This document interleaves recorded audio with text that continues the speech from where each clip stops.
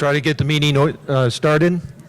Could I have you all stand and we'll say a pledge of allegiance and take a minute of silence for our men in uniform, men and women in uniform. I pledge allegiance to the flag of the United States of America and to the republic for which it stands, one nation, under God, indivisible, with liberty and justice for all.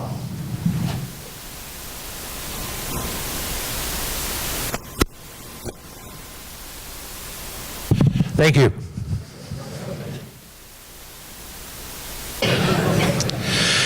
Okay, welcome to our annual meeting. It's great to see this many people here. I need a bigger mic stand. My wife's going to yell at me for hunching over.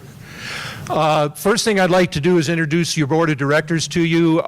If the board would stand as I call their name and introduce them, or just wave, I guess. Phil Birdsall, Vice President of the board. Barb Storer, Secretary. Ralph Swift, Treasurer. John Conrad, Board Member. Misty Keys, Declarant Representative.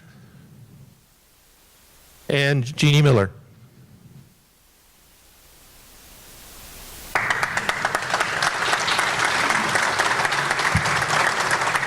I'd also like to introduce Bob Weber, our General Manager.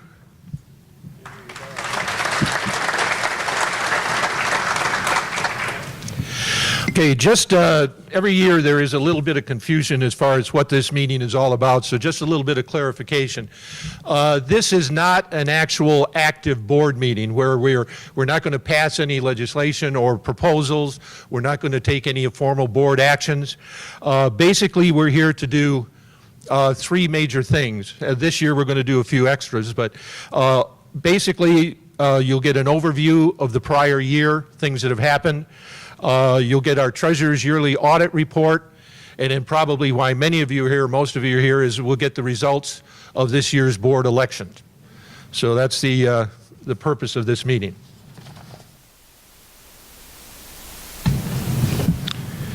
Can I have someone make a motion to approve the minutes from the 2017 minutes? I so approve. Can I have a second? Is there any discussion? All in favor? Aye. Opposed? Motion carries.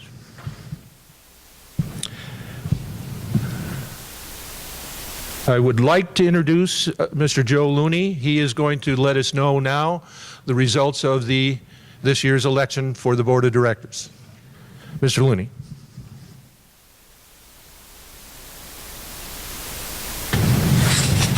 Good morning.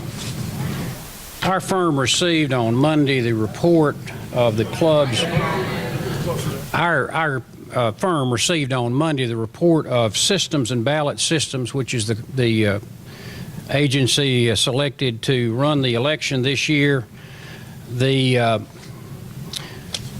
report that there were 9,642 eligible members to vote. They had a participation of 3,020 ballots cast, and that's a participation rate of 31.32%. Section 3.07 of the club's bylaws provides that the quorum requirements are 10%, so the quorum requirements have been met. Now, as to the results of the election, Bruce Cox received 3,990 votes. Ken Flerrell received 3,490 votes. And Tom Regal received 2,484 votes. So the successful candidates are Bruce Cox and Ken Flerrell.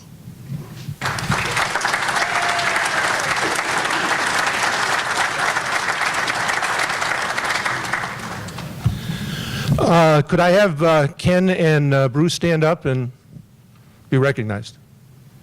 Congratulations. Also would like to thank Tom Regal for putting his name out there. It's quite a commitment even just to do that. So thank you very much, Tom.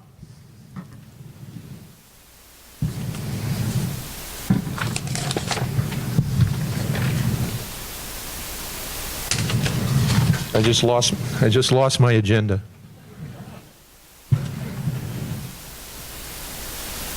I think my lawyer stole it.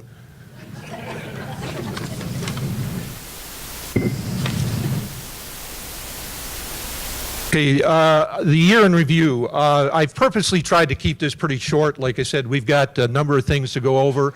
The audit report, the 5-year plan, strategic planning, and so on. So it has been an interesting and good year to be a member of the Fairfield Glade Community Club Board. We have turned the corner on improving our relationship with our wonderful volunteer fire department. It's more like it was 4 years ago, which is a real positive step. The Cumberland Mountain Coalition is to be congratulated for doing a wonderful job at putting a stop to the wind turbine project that was to be built in Crab Orchard.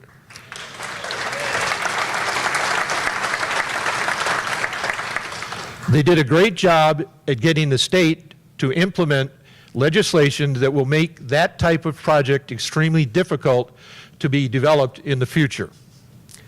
We have moved our police department into their new home, and it's looking better every day. When the road is done, we believe it will be a great welcome to all that are visiting Fairfield Glade. We believe that this will be seen in the future as one of our smartest investments. We are already seeing results of our strategic planning survey with new forms of communication like our weekly magnified and our monthly across the board.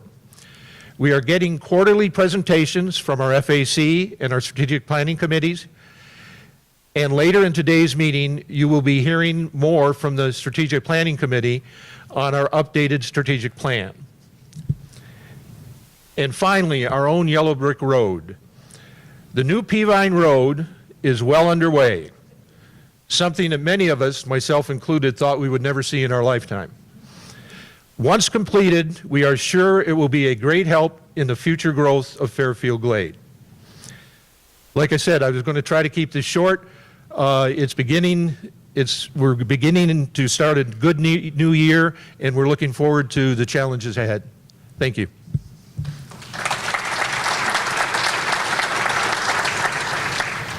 Okay, I'm now going to turn it over to Ralph for the presentation of the audit report. Ralph.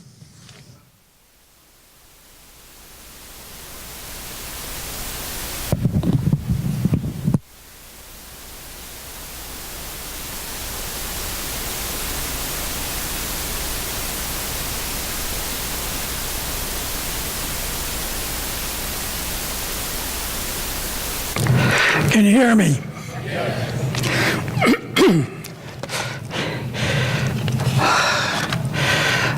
Okay. I'm here to present the results of the audit. Excuse me. That was conducted. This will be a status as of December 31st.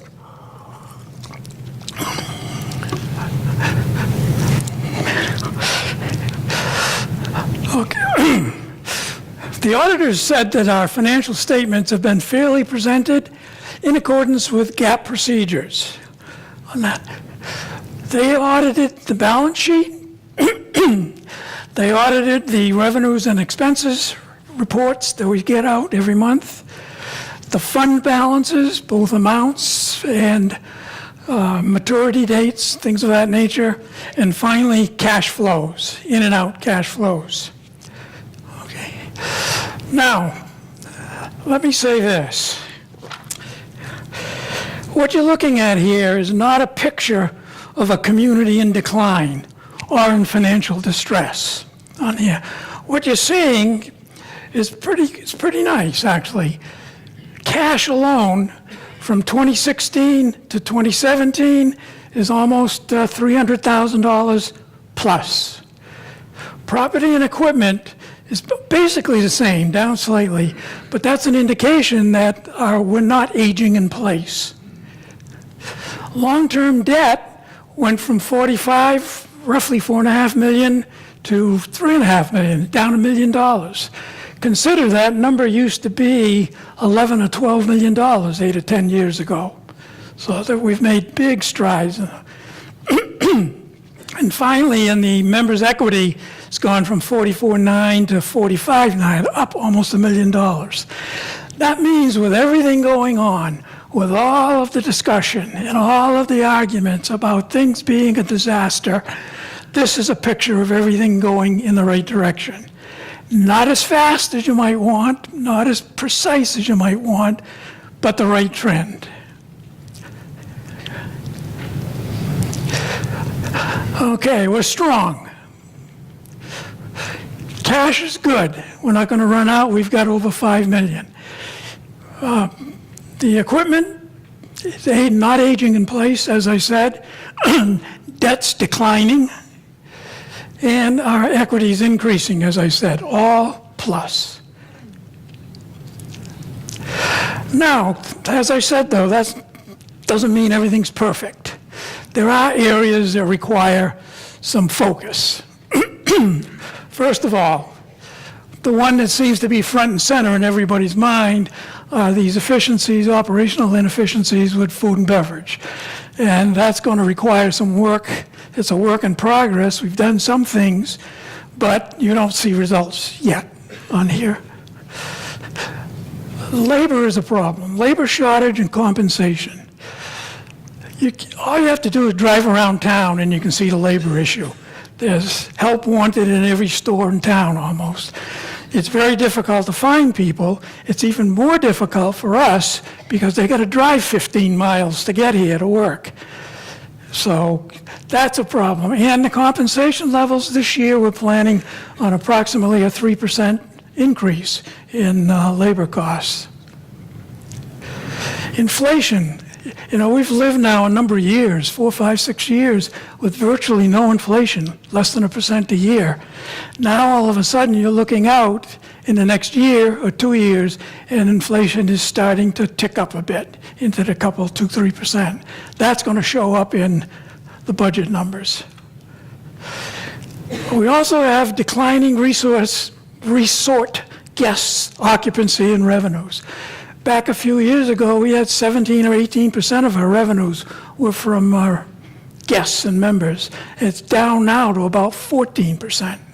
So that's something that has to get made up in other ways. Big issue. Capital reserves are too low. And I'm going to harp on this all the way through the next part of my presentation, in that we don't have sufficient reserves right now to do all that we want to do. And we need to figure out how to do that over the next few years. And finally, we may need to use debt to support some of the master plan projects. This is all yet to be determined, but at this point in time, debt can be our friend a little. So while the picture looks nice and I can stand here and be positive, there are things that have to happen in the next year or 2 years. And those are the things that need to be looked at, addressed, and solved. Thank you. Now I introduce Oliver Dossman to do the proposed updated strategic plan.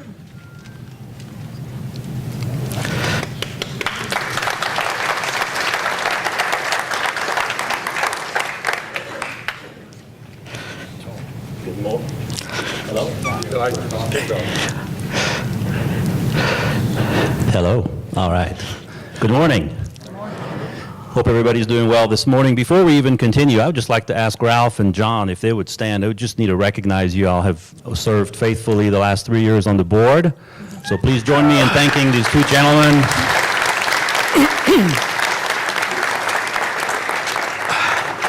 Thank you very much. They work very hard. So Benjamin Franklin famously said, allegedly many years ago, that if you fail to plan, then you are planning to fail. And so it is very important in any organization to plan adequately and fairly and realistically for the future. And so one of the things that's a key factor of planning for the future is to have a relevant and realistic strategic plan.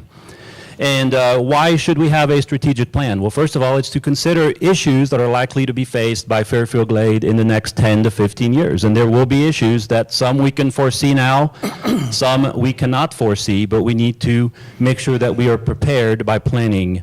Consider the members, the guests, and visitors in an integrated whole, because we are a community of various elements, including our visitors, our guests, and of course our members. And so we want to consider those three as a whole. And lastly, provide guidance in developing and maintaining a plan that follows our core values as defined in the 2018 Strategic Direction Survey. So in our Strategic Direction Survey, and likely in a group this size here, many of you participated in the survey. We had great results, and we thank you for that. One of the key elements that we wanted to get to through that survey was to confirm our core values. So about a year ago, a group of people came together and started to talk through what core values should look like for a community like ours. I've been here 5 years as a member, and there are issues that we disagree on, and likely there will be issues that many of us will disagree on forever. However, there should be many more things that unite us than that divide us. And so the definition of a core value is those beliefs and ideals that we hold dear, that we will not compromise on, and that define who we are and what is most important to us. In other words, what can we agree on regardless of any disagreements that we may have as a community. And so confirming the core values and identifying and making sure that those core values do reflect the beliefs of the membership was the primary, at least one of the primary goals of the Strategic Direction Survey. So the Strategic Direction Survey confirmed that as members we do agree with the core values. Every single core value that was listed received 95+% in agreement from our members. And those values, just to recap them and summarize them for you, are number one, to provide a safe and secure environment for our members and guests. Two, to maintain a friendly, caring, and respectful atmosphere. Maintaining honesty, integrity, and transparency in everything that we do. Providing a variety of high-quality amenities and services which reflect the interests of our current and prospective members and guests. 5, maintaining community standards to safeguard property values. 6, managing our natural environment by promoting and preserving our forest ecosystem on developed, undeveloped, and common areas. 7, maintaining a physical, socially, and intellectually vibrant lifestyle for our members. Number 8, maintaining sound financial management for stability and future investment. 9, maintaining a strong relationship with local governments and other entities that help our community and that are a part of our community. And lastly, number 10, acting in the best long-term interest of our community as a whole. So those are the core values that were presented to the membership earlier this year, and that were wholeheartedly and enthusiastically, based on the numbers, viewed as the core values that we should have as a community. So this part of thinking through the core values is different than strategic issues. So whereas core values should not change, right? We should always want to have a safe, clean, beautiful environment to live in, right? That will never change, hopefully. So whereas core values should not change, strategic issues will change and must be considered on a long-range basis and can serve as a guide to address day-to-day operational decisions. The current strategic issues that we have identified as revised from the strategic plan 3 years ago, which was developed 3 years ago, is land use, community design, community infrastructure, ecology and the environment, governance, public work services, public safety, amenities to create a vibrant lifestyle, and finance. As you can imagine, there is a very strong correlation between the core values and the strategic issues. And I would encourage you right now, the current strategic plan, which is on draft number 6, I believe, as of this morning, is being reviewed by the board, is pending input from the members, and it will be available on the club's website, so you can take a look at it. It's still a draft, but it's a work in progress, and we encourage you to take a look at it, look at those strategic issues, identify those things that are of interest to you, and look at those particular pages, and then see some of the descriptions and action plans that have been developed for each one of those strategic issues. As far as the Strategic Planning Committee in the coming year, we strongly believe that a strategic plan is a living document. It's not something that we do and then we say, okay, we're done, see you in 5 years, or we're just going to have this plan. It's a living document that should be developed and maintained and then utilized as a guide in the planning process. As part of the ongoing development by the Strategic Planning Committee, the following action items are being suggested for 2019. So what we're saying here is that as we enter a new year in a couple of months, we are recommending and we are planning as a Strategic Planning Committee to have, and I'm going to describe a couple of action points here, to have 3 town hall meetings to seek members' input in the following areas. So in February, we're planning to have a town hall meeting which will deal with emerging trends, which will be an ongoing consideration of the trends, both internal and external, that will or may affect Fairfield Glade in the coming years. In April, we plan to have a town hall meeting related to a SWOT analysis. And a SWOT analysis is a study of the strengths, weaknesses, opportunities, and threats. So ongoing study of the internal factors, things that we can control as a club, things that we can manage and make a difference in. Those would be our strengths and our weaknesses. Those are internal. As well as external factors, things that we may not be able to change, but they will nevertheless affect us. And so those would be the opportunities and the threats.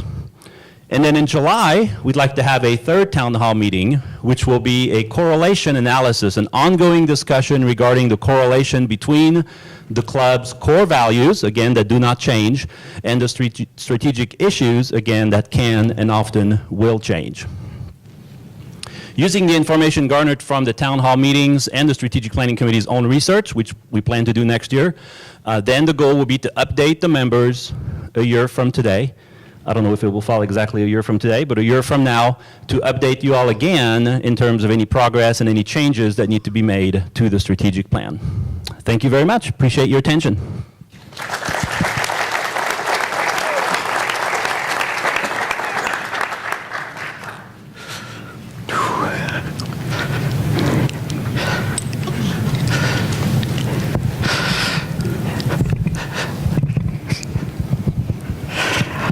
Got to be sure this thing is off so we don't get crosstalk. Can you hear me clearly? No crosstalk. Okay, good.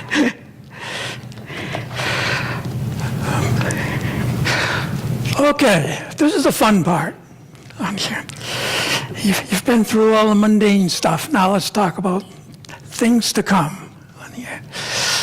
I want to, back to that first chart again, Bob, for a minute. There's one word on this chart that's important, that you should walk out of here having memorized. And that's that word right there, proposed. Nothing's locked in stone on here yet. It's an ongoing, as Oliver said, it's an ongoing process. Okay. Now, summary of the presentation on here. I want to just diverge a little bit here for a minute on that thing. Is we want to get ready for some excitement. We want to talk about how we make Fairfield Glade better. This is not a fixed plan. This is more like a roadmap. And as a result, as you're going down that road, and you'll see what I mean as I go through this, you're going to hit detours, roadblocks, potholes, automotive problems, you name it. So there are things that are going to happen that we can't foresee right now. We want to be prepared, but you can't foresee on the air. So what we're going to need over this next year or two is a real lot of analysis by FAC, by Board of Directors, by SPC, looking at these issues in terms of what's realistic, what isn't realistic, how can things be moved, how can they be financed, or what have you. So I just want to make sure you emphasize proposed. Now, on the vision, we're going to talk a little bit here on visions and mission. Some of the strategic direction survey responses that are particularly apropos to this project plan. The projects by year as we kind of like them right now, and then the 5-year summary on what that means in terms of financial issues. And then finally, we want to talk a little bit about how debt works into this, if at all. 10-year vision statement. We keep talking about vision. Fairfield Glade will continue to be a growing resort retirement community and be one of the best value master plan communities in the U.S. And why do we want that? We want to keep our members engaged, and we want to attract new members, and we want to have a vibrant lifestyle. For example, the word growing. Okay, growing means a dynamic community. It doesn't mean unrestrained growth, but it means that you get a growth of people, some people, and the kinds of people. The diversity of people that are coming in here are a subset of this growing community, in age, in interests, in activities, in lifestyle, all those kinds of people, as opposed to those of us that are already here on that thing. And this is not a sedate environment, if you haven't noticed. The idea of Fairfield Glade Community Club is activity, activity, activity. Doesn't necessarily mean physical activity. It can be intellectual activity, club activity, social activity. That's what this vision leads us to by wanting new members and growth. The mission statement. Fairfield Glade Community Club will continuously improve the resort lifestyle experience while fostering and promoting a strong sense of community. Here again, it's to keep the members engaged, doing something, and to attract our new members and guests using the amenities as a magnet. On that, it's emphasis on active. If you're looking for a place where you can sort of wither away, you're in the wrong place. If you can't find something to be happy about and do here, you're not thinking. And we are selling the resort lifestyle meaning you want to get out and do something. You get up in the morning, you're excited, you jump out of bed and say, hey, I'm going golfing, or I'm going tennis, or I'm going hiking, or I'm going to go to the local bar, have a drink, whatever. So that's what we're doing. Why new members and guests?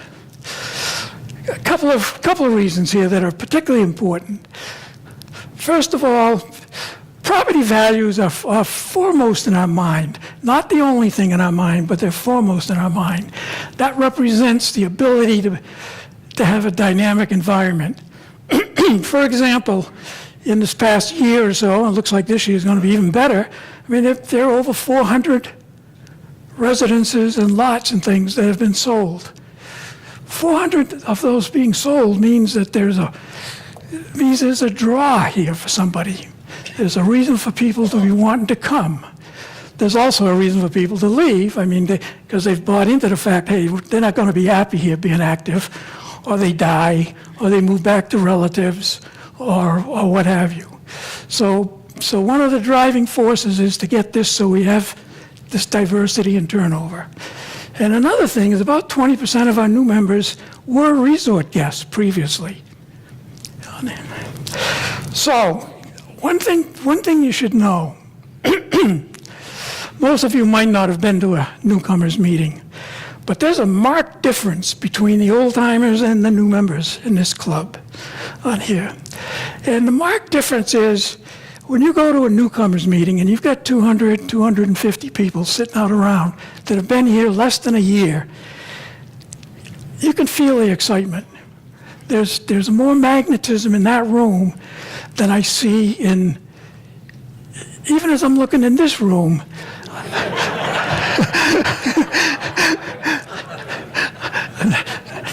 You're all sitting here thinking, oh, no.